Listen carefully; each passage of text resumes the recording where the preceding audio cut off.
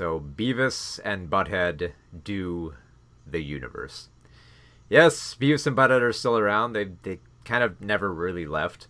That's always been a problem with like Viacom properties. Viacom cartoons never die. Like, you know, Beavis and Butthead, you thought they were done in like the 1990s with their show and Do America, but then ever so often they'd come back, like Mike Judge might animate them for a little intro sequence or something to like his films like Extract.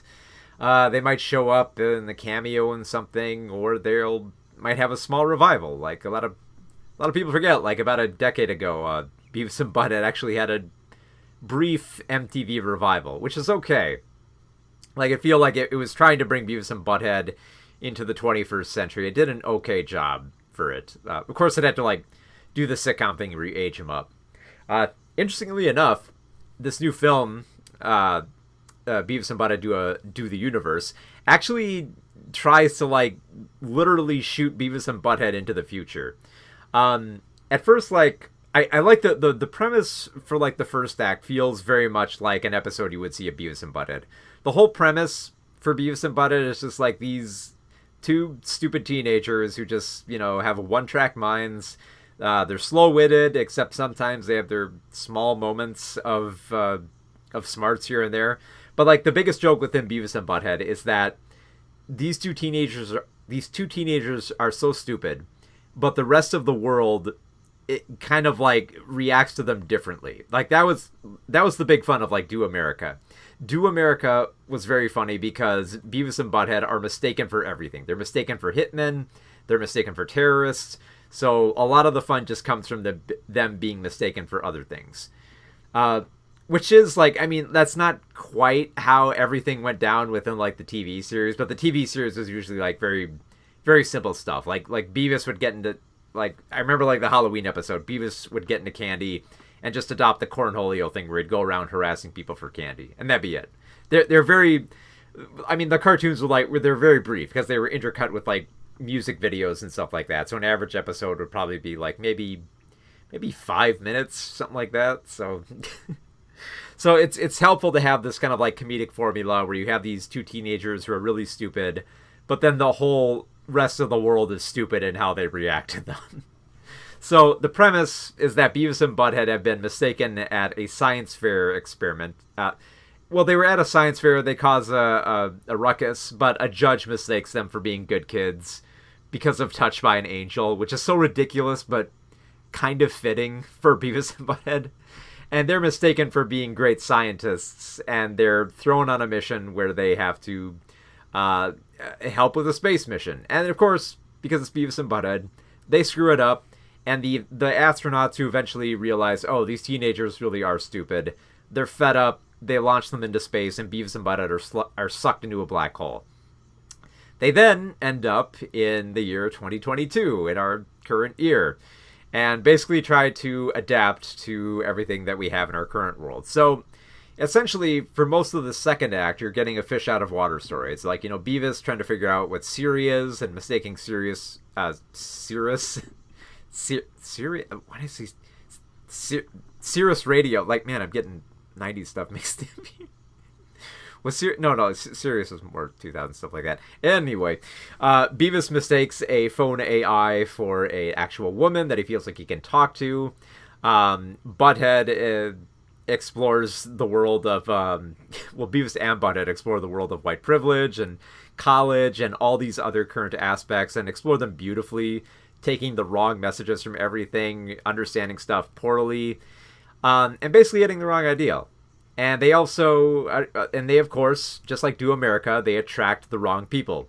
The astronaut who cast them out into space, Serena, is now running for, she's a governor running for re-election.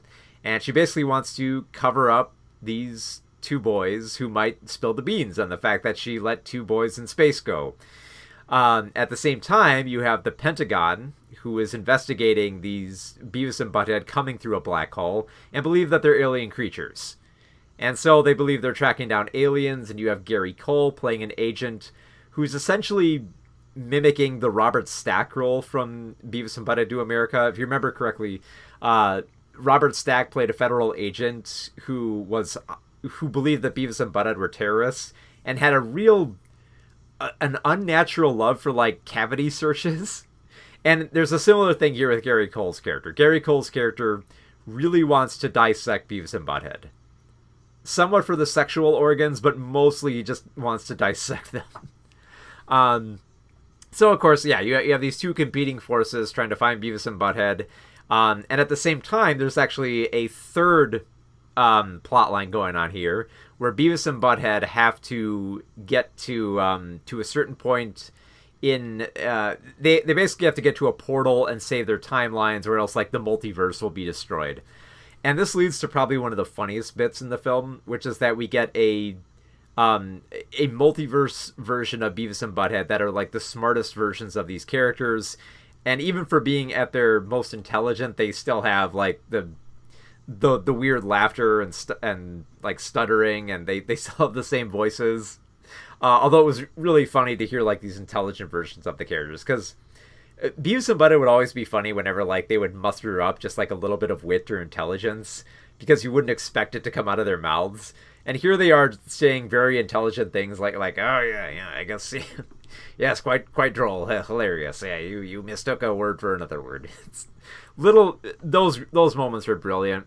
I mean those were like the best moments, but they're like the whole plot of just having Beavis and Butthead be mistaken for everything is perfectly timed here. There's a great sequence where we get more of Beavis turning into Cornholio. That's perfectly timed.